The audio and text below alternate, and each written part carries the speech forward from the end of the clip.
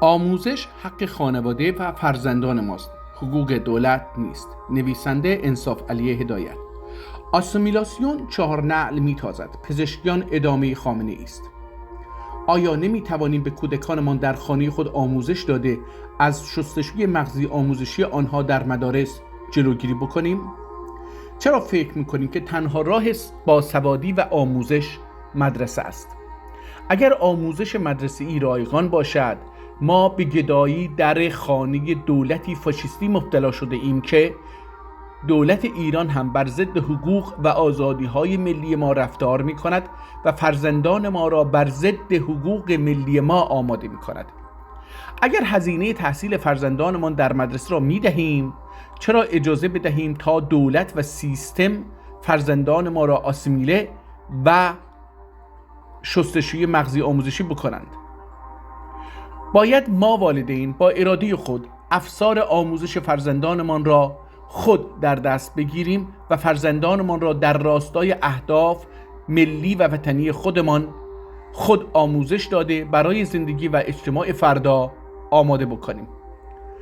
آموزش مدرسه‌ای چه مزیتی برای فرزندان ما دارد جز آنکه عمر فرزندانمان را تلف کرده با معلمان و سیستم‌های آموزشی تحمیقگر دلبندانمان را مطیع پرورش داده عقب مانده نگه می‌دارند.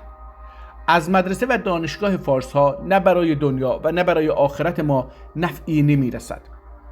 شغل و درآمد آبرومندی هم از این آموزش‌ها نصیب فرزندان ما نخواهد شد. فارس‌ها در مدارس فرزندان ما را به عنوان سربازان آینده و مدافعان فارسی و فارس‌ها تربیت می‌کنند. این در هم ریختگی ذهنی فکری، جهانبینی، فلسفی، اخلاقی، خانوادگی، رفتاری، عقب ماندگی از دنیا و محصول آموزش در مدرسه و سیستم آموزش اجباری در 100 سال اخیر است. چرا که جامعه کنونی آینه سیاست‌ها و اهداف آموزش‌های هدفمند و سیستماتیک گذشته است.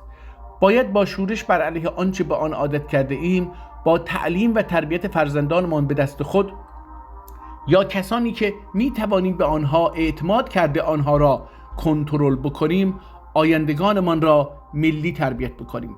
چرا که آموزش و سوادآموزی حق اولیه خانواده و کودکان ماست، اما آموزش در مدرسه انتخاب نوع سیستم آموزشی و هدف از آموزش است. آیا با اهداف آموزش مدرسه‌ای فارس‌ها آشنا بوده موافق این سیستم هستیم؟ آیا فرزندان ما را بر اساس منافع ملی و راهی که ما می‌خواهیم آموزش داده برای فردا آماده می‌کنند؟ انصاف علی هدایت.